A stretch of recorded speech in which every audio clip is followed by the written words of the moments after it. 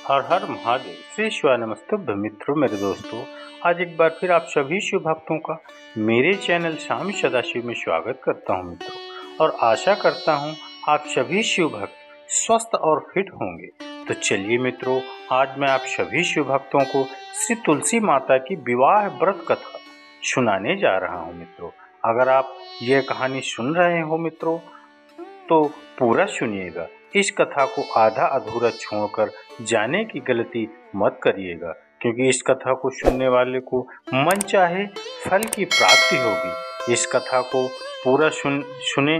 आप सभी शिव भक्तों हैं तो भोले बाबा का अनादर ना करें, बिल्कुल भी मत करो मित्रों, क्योंकि अगर आप बाबा त्रिकालदर्शी विश्वनाथ कैलाशी के भक्त हैं तो इस कथा को आपको अवश्य पूरा सुनना होगा मित्रों, क्योंकि आप हमेशा बाबा के ही भक्त हो मित्रों, और आपका सदैव कल्याण हो, यही कामना करते हुए मित्रों मैं आज आप सभी शिव भक्तों के सामने श्री तुलसी विवाह व्रत कथा का वृत्तांत लेकर के आया हूँ। चलिए मित्रों, ज़्यादा समय न आप सभी शिव भक्तों का लेते हुए, प्राचीन ग्रंथों में तुलसी विवाह व्रत की अनेक कथाएं दी हुई हैं। उन कथाओं में से एक कथा निम्न है।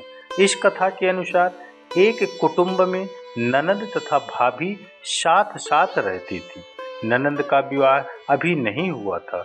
वह तुलसी के पौधे की बहुत सेवा करती थी, लेकिन उसकी भाभी को यह सब बिल्कुल भी पसंद नहीं था। जब कभी उसकी भाभी को अत्यधिक क्रोध आता तब वह उसे ताना देते हुए कहती कि जब तुम्हारा विवाह होगा तो मैं तुलसी ही बारातियों को खाने को दूंगी और तुम्हारे दहेज में भी तुलसी ही दूंगी। कुछ समय बीत जाने पर ननद का विवाह पक्का हुआ। विवाह के दिन भाभी ने अपनी कथनी अनुसार बारातियों के सामने तुलसी का गमला फोड़ दिया और खाने के लिए कहा। तुलसी माता जी की कृपा से वह फूटा हुआ गमला अनेकों स्वादिष्ट पकवानों में बदल गया। भाभी ने गहनों के नाम पर तुलसी की मंजरी से बने गहने पहना दिए। वह सब भी सुंदर सोने जवाहरात में बदल गए। भाभी ने वस्त्रों के स्थान पर तुलसी का जनेऊ रख दिया। वह रेशमी तथा सुंदर वस्त्रों में बदल गया। ननद की ससुराल में उनके दहेज की बहुत प्रशंसा की गई। यह बात भाभी के कानों तक भी पहुंची। उसे बहुत आश्चर्य हुआ। उसे यह तुलसी माता की पूजा का महत्व समझ आया। भाभी की एक लड़की थी। वह अपनी लड़की से कहने लगी कि तुम भी तुलसी की सेवा किया करो, तुम्हें भी बुआ की तरह फल मिलेगा। वह जबरदस्ती अपनी लड़की से सेवा करने को कहती, लेकिन लड़की का मन तुलसी सेवा में नहीं लगता था। लड़की के बड़ी होने पर उसके विवाह का समय आता है। तब भाभी सोचती है कि जैसा व्यवहार मैंने अपनी ननद के साथ किया था वैसा ही मैं अपनी लड़की के साथ भी करती हूँ, तो यह भी गहनों से लद जाएगी और बारातियों को खाने में पकवान मिलेंगे। ससुराल में इसे भी बहुत इज्जत मिलेगी। यह सोचकर वह बारातियों के सामने तुलसी का गमला फोड़ देती है, लेकिन इस बार गमले की मिट्टी ही रहती है। मंजरी तथा पत्ते भी अपने रूप में ही रहते हैं। जनेऊ भी अपना रूप नहीं बदलता है। सभी लोगों तथा बारातियों द्वारा भाभी की बुराई की जाती है। लड़की के ससुराल वाले भी लड़की की बुराई करते हैं। भाभी कभी ननद को नहीं बुलाती थी। भाई ने सोचा मैं बहन से मिलकर आता हूँ।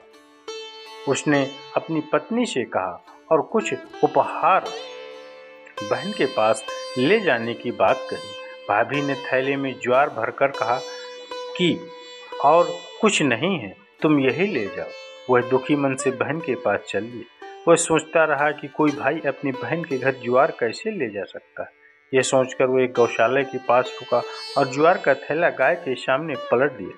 तभी गाय पालने वाले ने कहा कि आप गाय के सामने हीरे मोती तथा सोने क्यों डाल रहे हो। भाई ने सारी बात उसे बताई और धन लेकर खुशी से अपनी बहन के घर की ओर चल दिया। दोनों बहन भाई एक दूसरे को देखकर अत्यंत प्रसन्न होते हैं। मित्रों, माताओं, बहनों, जैसे माता तुलसी ने इस ननद को इस पुत्री को, इस बेटी को सब कुछ दे दिया मित्रों, माताओं। वैसे ही मेरी माँ तुलसी मैया आप सभी को हर वो चीज़ प्रदान करे जो आप उस चीज़ के हकदार हो मित्रों, माताओं बहनों। क्योंकि जैसे उन्होंने उस ननंद को सब कुछ प्रदान किया, जो चाहा वो उनको प्राप्त हुआ, इसलिए वो आपको भी सब कुछ प्रदान करें।